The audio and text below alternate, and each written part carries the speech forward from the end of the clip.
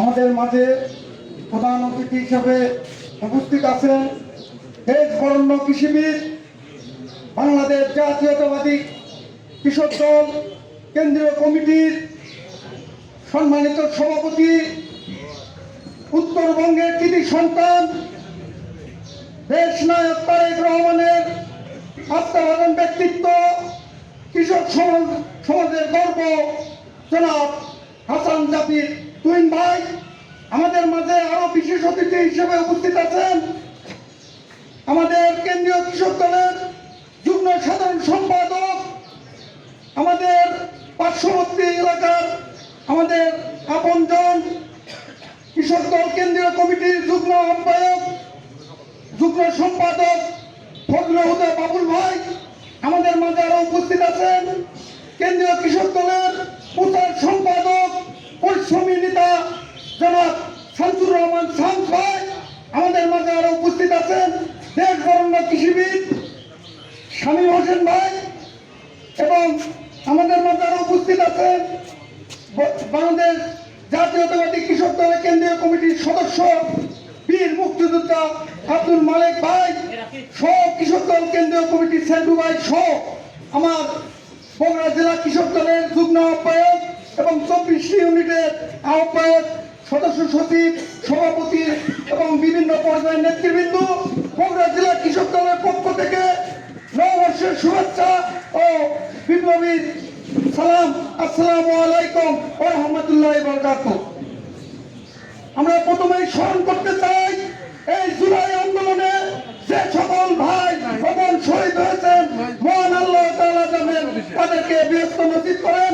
এখনো যে সকল ভাই বোনেরা অসুস্থ অবস্থায় হাসপাতালে এবং বিভিন্ন ক্লিনিকে চিকিৎসাধীন আছেন, মহান আল্লাহ তাআলা জানেন তাদেরকে সুস্থতা দান করেন। আমরা সবাই বগুড়া জেলা কৃষক দল থেকে আমরা গর্ববোধ করছি যে তুহিন ভাই এত ব্যস্ততার মাঝে আমাদের বগুড়া জেলা কৃষক দলকে সময় দিয়েছেন। এই জন্য বগুড়া জেলা কৃষক দলের পক্ষ থেকে তাকে আবারও আমরা অভিনন্দন জানাই। আপনারা জানেন তুহিন ভাই আমাদের এত ব্যস্ত থাকে, তিনি সাংগঠনিক কর্মকাণ্ডের বাইরে দেশের আবার এটা নতুন ভাবে গঠন করবে কিভাবে, এই সব চিন্তা ভাবনার মধ্যে দিয়েও তিনি সবসময় পার করেন। তারপরে উনি বগুড়াকে নিয়ে সবসময় চিন্তা ভাবনা করেন। আপনারা জানেন পরবর্তীতে ইনশাল্লাহ জনগণের ভোটে নির্বাচিত হওয়ার পরে বিএনপি সরকার গঠন করলে তুহিন ভাই রাষ্ট্রীয় একটি গুরুত্বপূর্ণ পদ পাবেন, এটা আমরা আশা রাখি এবং এই দেশ কৃষক সমাজের জন্য উনি কাজ করে যাবেন, এটাই আমরা আশা করি।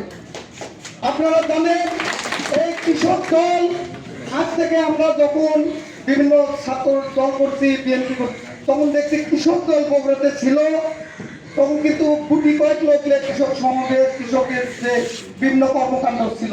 তুহিন ভাই যখন কৃষক দল হাল ধরেছে, এই কৃষক দল কিন্তু বগুড়াতে বিএনপির পরে অঙ্গ সংগঠনের মধ্যে দল এখন গুরুত্বপূর্ণ একটি অঙ্গ।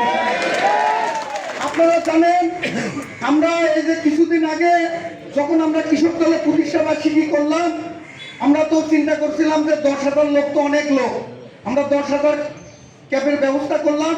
তখন দেখলাম আলতাবন নিসার মাঠে 10,000 লোকের মাথায় ক্যাপ দেওয়ার পরেও আমাদের অনেক লোকই কিন্তু অনেক কর্মীর মাথায় ক্যাপ পায় না। আপনারা জানেন বিএনপির প্রতিষ্ঠা বার্ষিকীর পরে কিন্তু বগুড়াতে যে প্রতিষ্ঠা বার্ষিকীর যে আপনার আলোড়ন সৃষ্টি করছে, এটা কিন্তু কৃষক দল। আপনারা জানেন আমাদের কৃষক দল বিভিন্ন ইউনিয়নে যে আমরা কৃষক সমাবেশ করছি, এই কৃষক সমাবেশ কিন্তু জনসভায় রূপান্তরিত হয়েছে।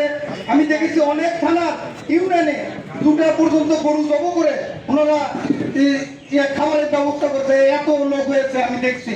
আমরা আশা করিনি যে এত লোক হবে, আমরা যে আশা করেছি তার চেয়ে কিন্তু অনেক অধিক লোক পেয়েছি আমরা কৃষক সমাবেশ এবং সারাও পেয়েছি।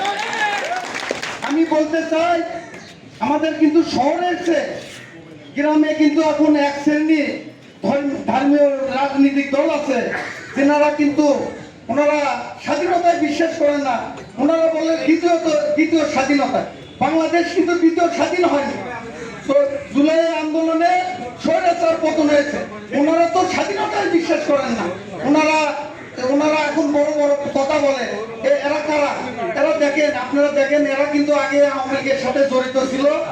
এরা- আমি দেখি পাঞ্জাবির উপর এদের মজিব করছিল, এই মজিব কোট খুলে খালি টুপি লাগে, টুপি লাগে। এরা দেখবেন বিভিন্ন ভাবে আপনি ইয়ে করেছে। এদেরকে দেখবেন আপনি, ওই যে একটা কথা আছে আপনি দেখবেন যে রেল স্টেশনে রেল লাইনে একজন লোক কাটা পড়ে মারা গেছে। এখন প্রশাসন এসে বলতেছে এই লোকটা কি, অনেকেই কিন্তু চিনতে পারছে না। এসে একজন বলতেছে এটা আমি চিনতে পারি, করছে এটা কে, করছে এটা জামাত ইসলাম।